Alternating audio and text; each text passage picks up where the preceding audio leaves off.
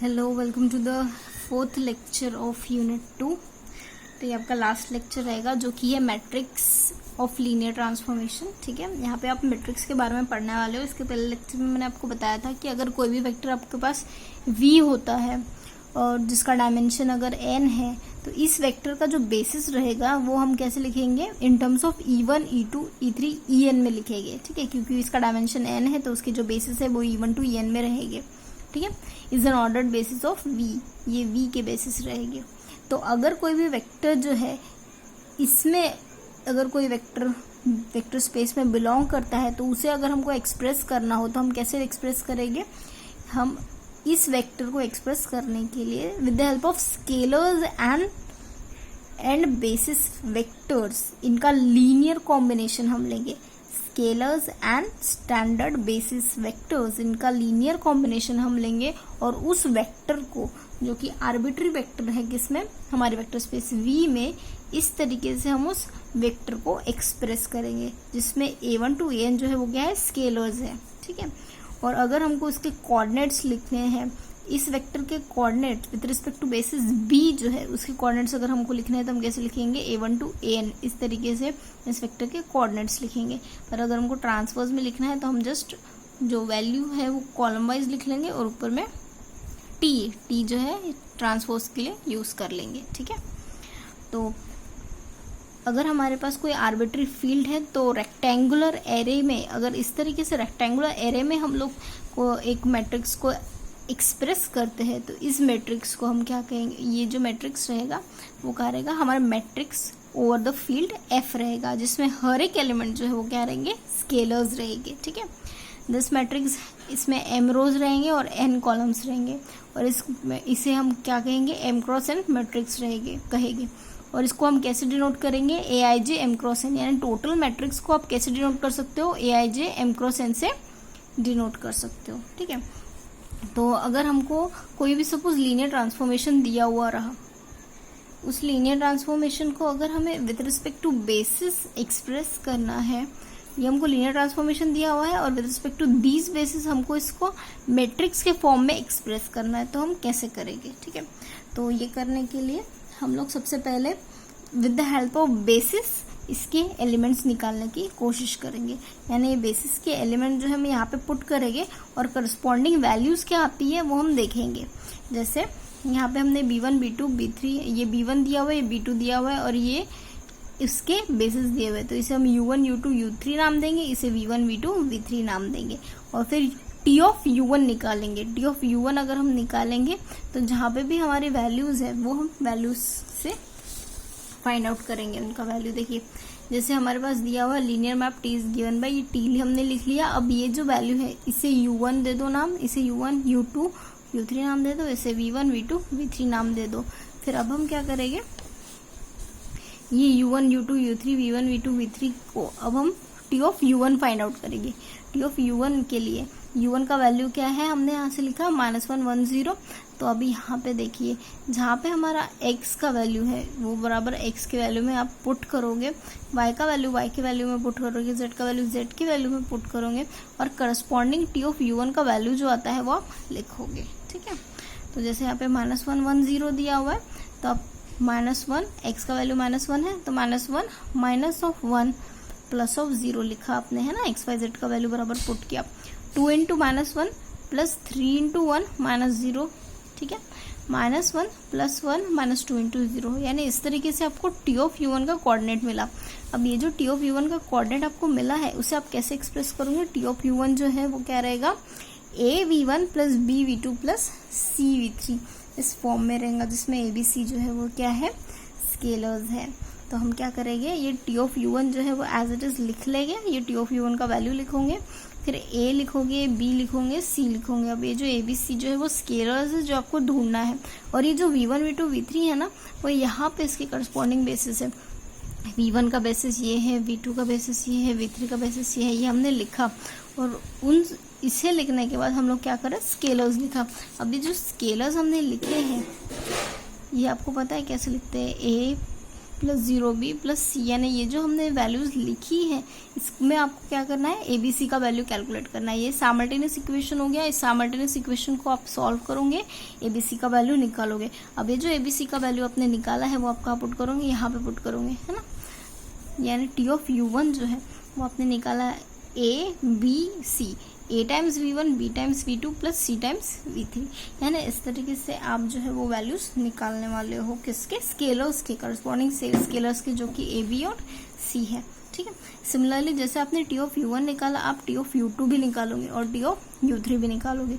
तो जो हमारा करस्पॉन्डिंग मैट्रिक्स रहेगा, जो हमारा करस्पॉन्डिंग मैट्रिक्स रहेगा वो क्या रहेगा, इस तरीके से हमारा matrix T of b1 b2 जो रहेगा वो क्या रहेगा, -11/4 -3/2 और 3/4, है ना। कोई भी वेक्टर जो रहता है उसे हम कैसे एक्सप्रेस करते हैं, कोई भी वेक्टर जो रहता है उसे हम लोग वर्टिकली एक्सप्रेस करते हैं। तो उसी तरीके से हम लोगों ने यहाँ पे वर्टिकली इस वेक्टर को, टी ऑफ u1 के वेक्टर को एक्सप्रेस किया है, ठीक है। यहाँ पे भी 17/2 1 और -1/2, फिर यहाँ पे -15/8 -11/4 और 15/8। इस तरीके से हमने टी ऑफ b1 b2 का जो मैट्रिक्स है उसमें जो वेक्टर्स है, ये जैसे ये वेक्टर v था, मतलब ये जो वेक्टर था ये फर्स्ट वेक्टर था, ये सेकंड वेक्टर था, ये थर्ड वेक्टर था, ये तीनों वेक्टर्स के हमने बेसिस एलिमेंट जो है उसे एक्सप्रेस किया। इस तरीके से ये हमारा मैट्रिक्स जो है वो हमें मिला है, ठीक है। तो बहुत ही ज़्यादा सिंपल प्रोसीजर है। आपको क्या करना है, पहले आपका जो ट्रांसफॉर्मेशन है वो लिखना है, हमारे बेसिस को नाम देना है u1 u2 u3 से, v1 v2 v3 से। फिर बाद में हमें क्या कैलकुलेट करना है, टी ऑफ u1 कैलकुलेट करना है। टी ऑफ u1 आप कैसे कैलकुलेट करोगे, हमारे फॉर्मूले से कैलकुलेट करने के बाद टी ऑफ u1 का वैल्यू जो है वो इक्वल टू क्या लेना है, a टाइम्स हमारा v1 b टाइम्स v2 और c टाइम्स v3। अब इसमें से आपको abc का वैल्यू फाइंड आउट करना है। abc का वैल्यू जब आप फाइंड आउट करोगे तो आपको क्या मिलेगा, एबीसी का वैल्यू फाइंड आउट करने के बाद आप उसे एक लीनियर इक्वेशन में लिखोगे। सिमिलरली टी ऑफ u2 से एबीसी का वैल्यू फाइंड आउट करोगे, टी ऑफ v3 से एबीसी का वैल्यू फाइंड आउट करोगे, और ये जो एबीसी की वैल्यूज है वो आपको क्या देती है, करस्पॉन्डिंग मैट्रिक्स की एंट्रीज देती है, ठीक है। इस तरीके से आप करस्पॉन्डिंग मैट्रिक्स के एंट्रीज निकालोगे। तो ये जो जिस तरीके से आपने ये प्रॉब्लम सॉल्व किया है, ये जो नेक्स्ट प्रॉब्लम है आपको उसी सेम तरीके से सॉल्व करना है, ठीक है। यहाँ पे क्या दिया हुआ है, find the matrix of the linear map T from v2 to v3 defined by T of X Y is equal to, ये वैल्यू दी हुई है, हमें 3 वैल्यूज दी हुई है ना। तो यानी यहाँ पे आपको क्या दिख रहा है कि हमारा मैट्रिक्स जो है वो कहाँ से कहाँ तक जा रहा है, v2 टू v3 जा रहा है। यानी इसके बेसिस 2 है और इसके बेसिस कितने हैं, 3 है। ये देखिए इसके बेसिस 2 है और ये जो है हमको जो आउटपुट मिल रहा है उसके बेसिस कैसे मिल रहे हैं, 3 बेसिस मिल रहे हैं। ये जो हमारा आउटपुट मिल रहा है उसके बेसिस कैसे मिल रहा है, 3 मिल रहे हैं। तो यहाँ पे फर्स्ट बेसिस आपको b1 दिया हुआ है, सेकंड के बेसिस b2 के आपको 3 वेक्टर्स दिए हुए, ठीक है। तो ये आप corresponding T of u1 find out करोगे। टी ऑफ u1 जब आप फाइंड आउट करोगे तो आपको ये वैल्यू मिलेगी, ठीक है। इसमें डालने के बाद आपको ये वैल्यू मिलेगी। फिर आप करस्पॉन्डिंग a b और c फाइंड आउट करोगे, ठीक है, with the help of basis vectors v1 v2 और v3। तो करस्पॉन्डिंग एलिमेंट्स आपको मिलेगा। सेम आप T of u2 find out करो, a v1 b v2 plus c v3 इस तरीके से मिलेगा। तो यानी आपका जो करस्पॉन्डिंग मैट्रिक्स है, आप देख रहे हो कि 1/11 हर इसमें कॉमन आ रहा है, तो 1/11 बाहर निकाल के बाद आपको यहाँ पे क्या मिलेगा, -10 20 और 29 मिलना चाहिए, 5 20 और 29, ठीक है।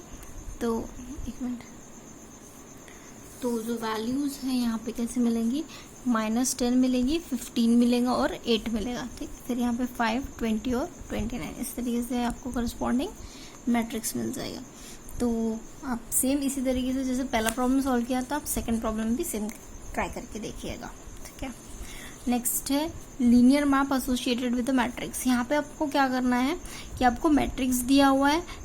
अब इस मैट्रिक्स की हेल्प से और बेसिस वेक्टर्स की हेल्प से आपको क्या करना है, linear transformation T of X Y Z जो है उसका वैल्यू निकाल के दिखाना है। यानी T of X Y Z जो है आपका मैपिंग जो है वो क्या रहेगा, आपको दिखाना है। इसके पहले क्या होता था, इसके पहले आपको मैपिंग दी हुई रहती है और बेसिस एलिमेंट दिया रहता था, आप करस्पॉन्डिंग मैट्रिक्स फाइंड आउट करते थे। पर अभी क्या करना पड़ेगा, आपको मैट्रिक्स दिया हुआ है और बेसिस दिया हुआ है, बल आपको ट्रांसफॉर्मेशन फाइंड आउट करना है, ठीक है। यहाँ पे आपको ट्रांसफॉर्मेशन फाइंड आउट करना है। तो if a matrix of linear map T with respect to basis b1 b2 is, देखिए आपको मैट्रिक्स दिया हुआ है, b1 बेसिस दिया हुआ है, b2 दिया हुआ है, आपको क्या फाइंड आउट करना है, T of X Y Z यहाँ पे फाइंड आउट करना है। तो T of X Y Z आपको फाइंड आउट करना है। तो सबसे पहले आप यहाँ पे क्या देखोगे कि हमारा मैट्रिक्स कैसा है, हमारा मैट्रिक्स 1 2 3 v3 से 1 2 v3 से v2 पे है। तो हमारा matrix t from v3 to v2 है। ये लीनियर मैप और टी ऑफ b1 b2 जो है वो वैल्यू आप लिखोगे। तो आप b1 के बेसिस क्या देखोगे, ये 1 2 0 0 -1 0 1 -1 1 और b2 का वैल्यू क्या देखोगे, बेसिस 1 0 2 -1, ठीक है। यानी इसको आप u1 u2 u3 नाम दो, v1 v2 नाम दो। तो अभी अब ordered basis of v3 and v2 respectively, ये जो है वो v3 के बेसिस है और ये जो है वो v2 के बेसिस है। अब आपको क्या पता है कि अगर आपने ट्रांसफॉर्मेशन में अगर हमारा ये मैट्रिक्स यूज किया, ये बेसिस यूज किया, u1 यूज किया, टी ऑफ u1 यूज किया with respect to the basis b2, आपको वैल्यू क्या मिलेंगी, -1 1 मिलेगी, ठीक है। और टी ऑफ u2 यूज किया with respect to basis b2, तो आपको वैल्यू क्या मिलेंगी, 2 0 मिलेगी, ठीक है। Similarly T of u3 use किया with respect to basis b2, आपको वैल्यू क्या मिलेंगी, 1 3 मिलेंगी। ये वैल्यूज आपको पता है, ठीक है। ये तीनों जो है ये हम लोग यूज कर चुके हैं। इस तरीके से आपको मैट्रिक्स की वैल्यू मिलती है, तो आप यहाँ पे ये लिखोगे। अब आपको क्या करना है, देखिए टी ऑफ 1 2 0, ये जो मैट्रिक्स का वैल्यू है वो लिखोगे। T of 1 2 0 is equal to क्या आएगा, -1 टाइम्स v1 आ रहा है आपके पास, प्लस 1 टाइम्स v2 आ रहा है आपके पास, ठीक है। और सिमिलरली आप देखिए, अब देखिएगा कि टी ऑफ 0 -1 0 जो है वो आपको क्या मिलेगा, टी ऑफ 0 माइनस ये वैल्यू आपको देगा 2 टाइम्स v1, ठीक है, प्लस 0 टाइम्स v2, ठीक है। सिमिलरली टी ऑफ 1 -1 1 जो है वो आपको क्या मिलेगा, 1 times v1 plus 3 times v2। यानी इस तरीके से आपको ये 3 वैल्यूज जो है वो आपको मिलेगी। तो इसमें आप क्या करोगे, v1 का वैल्यू पुट करोगे, v2 का वैल्यू पुट करोगे। सिमिलरली v1 का वैल्यू पुट करोगे, यहाँ पे भी v1 और v2 का वैल्यू पुट करोगे, तो आपको करस्पॉन्डिंग यहाँ पे वैल्यूज मिलेंगी। -1 + 2, -1 + 2 क्या होगा, 1 होगा। और यहाँ पे ये जो वैल्यू है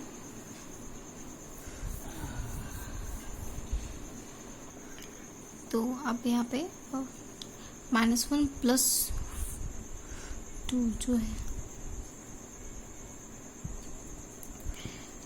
तो यहाँ पे आप क्या करोगे, v1 का वैल्यू पुट करोगे जो कि क्या है 1 0, v2 का वैल्यू क्या पुट करोगे जो कि क्या है 2, -1। अब यहाँ पे -1 + 2 वैल्यू क्या आएगी, 1 आएगी, और यहाँ पे वैल्यू क्या आएगी, -1 आएंगी। यानी इस तरीके से टी ऑफ 1 2 0 का वैल्यू 1, -1 आएगा, ठीक है। सिमिलरली आप टी ऑफ u2 का वैल्यू फाइंड आउट करोगे। T of u2 0 -1 0 is equal to क्या आएगा, 2 टाइम्स v1, ठीक है, 2 टाइम्स v1 क्या है हमारा 1 0, यानी 2 0 इस तरह वैल्यू आएंगी। नेक्स्ट आप क्या करोगे, टी ऑफ 1 -1 1 ये वैल्यू निकालोगे जो कि टी ऑफ u3 है, जो कि क्या होगा, जो कि होगा 1 times v1 plus 3 times v2। v1 का वैल्यू लिखो, v2 का वैल्यू निकालो, ये वैल्यू आ जाएगी आपके पास। यानी टी ऑफ u1 का वैल्यू ये है, टी ऑफ u2 का वैल्यू ये है, टी ऑफ u3 का वैल्यू ये है, ठीक है। कंसिडर यानी xyz बिलोंग्स टू v3, अगर कोई भी वैल्यू हमारी v3 में बिलोंग करती है तो उसे हम कैसे एक्सप्रेस करेंगे, linear combination of vectors, basic vectors in v1, basic vectors in v1 में हम उसे एक्सप्रेस करेंगे। जैसे अगर हमारे पास xyz है तो वो क्या होगा, xyz is equal to a times u1 b times v2 plus c times u3 रहेगा। तो a b c as it is लिखो, u1 u2 u3 का वैल्यू पुटअप करो, ठीक है। तब u1 u2 u3 का वैल्यू पुटअप करने के बाद आप क्या करोगे, इस इक्वेशन को सॉल्व करोगे जो कि आएगा इन टर्म्स ऑफ abc। अब ये abc जब आ रहा है तो आप क्या करोगे, abc का वैल्यू फाइंड आउट करोगे, पर abc का वैल्यू आपको in terms of xyz find out करना है, ठीक है। यानी abc का वैल्यू जो है वो आप इन terms of xyz find out करोगे। abc का value in terms of xyz find out करो।